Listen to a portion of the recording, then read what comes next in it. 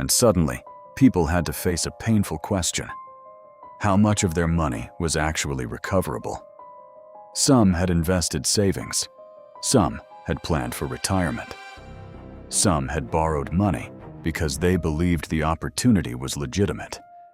And others had encouraged friends and relatives to join. The same trust that helped the company grow now made the collapse even more devastating.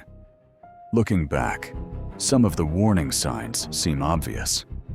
Unusually attractive returns, pressure to invest quickly, limited transparency, unexplained withdrawal problems, technology that was difficult to independently verify, and a community that seemed almost too enthusiastic. But hindsight is powerful. When you're standing inside the story, things look different. A professional website feels reassuring. A growing community feels reassuring. A successful-looking founder feels reassuring. And when thousands of people appear to believe something, it's easy to assume someone else must have checked it. But that's exactly the problem. Someone else may not have checked. This story isn't about saying that cryptocurrency itself is a scam. Cryptocurrency is simply the environment in which this particular deception was presented. The deeper lesson is about trust. Technology can make deception look sophisticated. A professional website doesn't prove a company is legitimate. A large online following doesn't prove an investment is safe. Screenshots showing profits don't prove those profits are real. And thousands of people investing doesn't mean someone has independently verified the business. So what can ordinary investors do? Ask questions. Where does the money actually come from? Can the assets be independently verified? Who controls the funds? What happens when you try to withdraw? Can the company's claims be confirmed using reliable sources outside the company's own platform? And perhaps the most important question of all, if this opportunity is legitimate, why can't I independently verify it? Because the safest investor isn't necessarily the person who can predict every scam. It's the person who knows when to slow down, when to investigate, and when to walk away. Because the most dangerous financial scams don't always look like scams. Sometimes, they look like the opportunity everyone else is already talking about.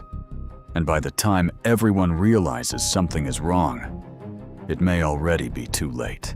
Thousands of people are trying to withdraw their cryptocurrency, but something is wrong. The website stops responding. Customer support goes silent, and across social media, the same question appears again and again. Where is my money? Just days earlier, everything had looked normal. Investors could log into their accounts, their balances were still there, their profits appeared to be growing. But now, withdrawals weren't going through. And the most frightening part? This wasn't a small operation. For years, the company had presented itself as a legitimate cryptocurrency investment platform. Thousands of people had trusted it. Some had invested their savings. Others had convinced their friends and families to join. So how did one crypto scam fool thousands of investors for years? To understand that, we have to go back to when everything still looked legitimate. At the center of the operation was a confident and professional founder. He didn't look like someone who would run a massive financial scam. He talked about technology. He talked about the future. He appeared at conferences and industry events. He gave interviews. He surrounded himself with the image of success. And the company itself looked impressive.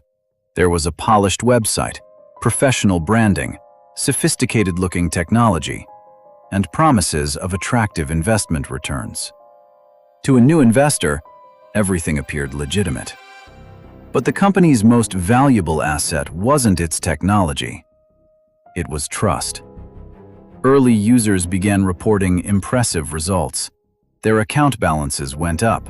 Screenshots of profits started appearing online. People shared their success stories. Then friends started telling friends, "You should get in before it's too late."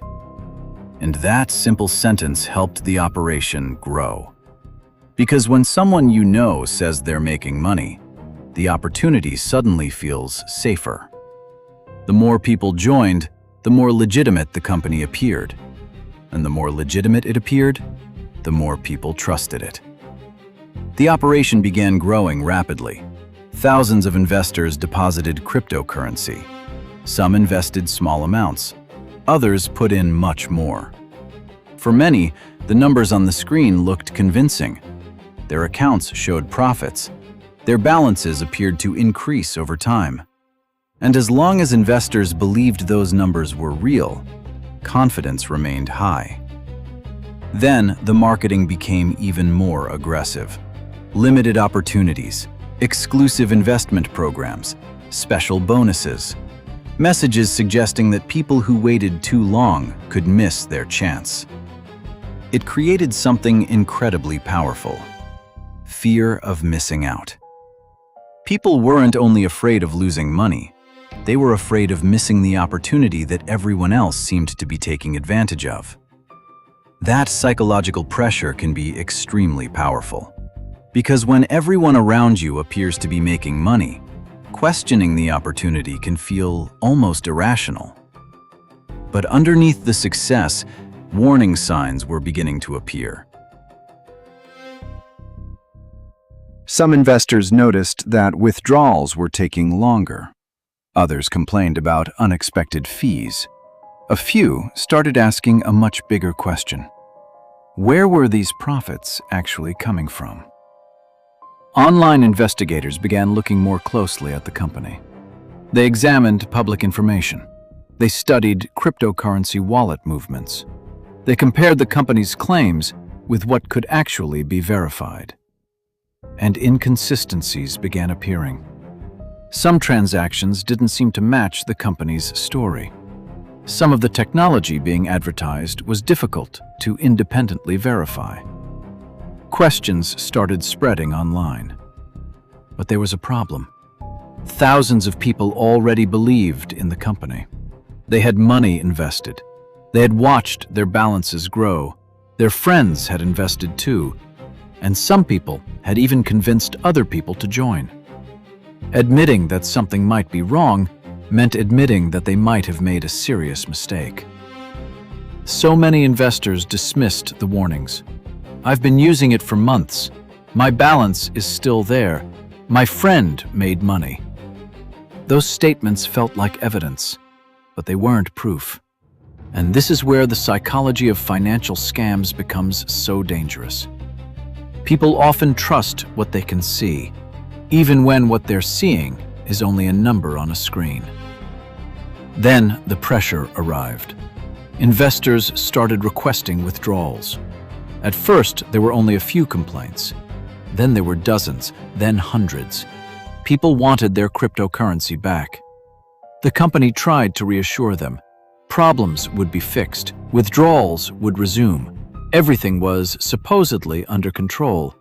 But the delays continued. Customer support became harder to reach. Responses became slower. The company's online presence became quieter. And then came the moment investors had been waiting for.